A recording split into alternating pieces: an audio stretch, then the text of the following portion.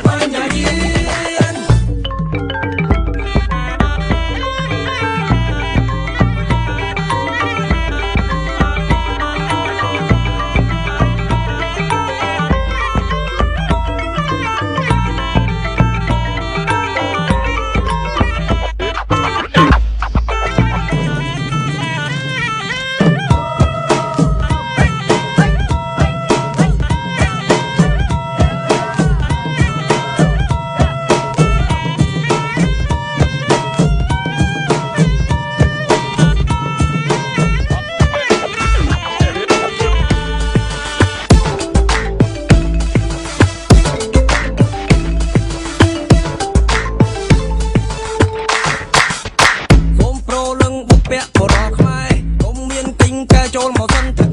ដល់ខ្មែរគ្រប់រូបចេះរួមគំនិតមោទនភាពពិតមកហាគ្រួសារខ្មែរយុវជនខ្មែរអើយទាំងប្រុសទាំងស្រីមានភ័ព្វនិស័យរួមជំរួមសន្តានវិញជាទ្រង់មួយលើកជាបានការនោះទៅយើងបានមកព្រៃមានសម្បត្តិមកដល់ការ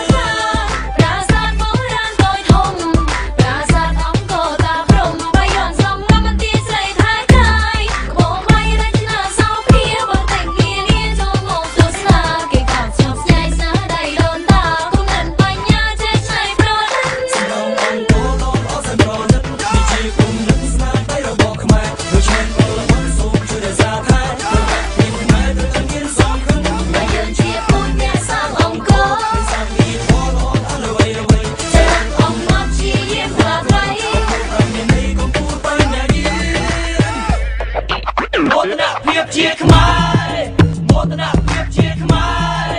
មោទនភាពជាខ្មែរមោទនភាពជាខ្មែរ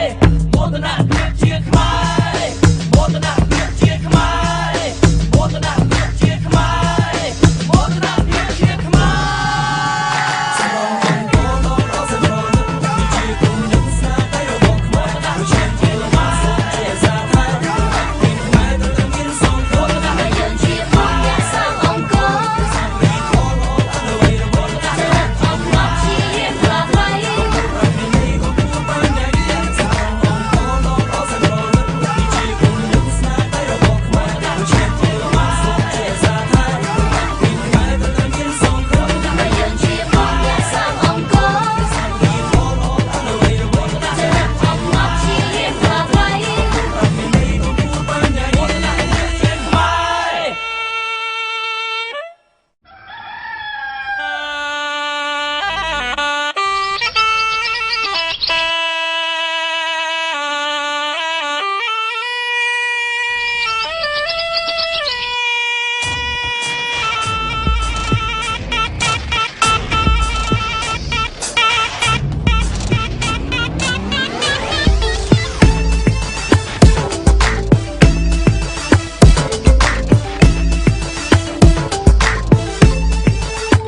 សម្រាប់អង្គរលោកអសរណិតនេះជាគុំនិនស្នាដៃរបស់ខ្មែរដូចជាបលវត្តសូមជួយរក្សាថែមានខ្មែរទៅទាំងមានសងខឹងតែយើងជាពុទ្ធអ្នកសាងអង្គរដែលសាងពីផលល្អអស់អ្វីអ្វីតែអង្គនឹងជាយាមខ្លាថ្លៃក៏មករំមាននេះក៏ពូនបញ្ញាយាមយើងទាំងអស់គ្នាសមនឹងខ្លាំងណាស់ទាំងក្មេងទាំងចាស់បានកាត់មកជាកូនខ្មែរមានក្រុមវណ្ណៈក្រុមចំការស្រែ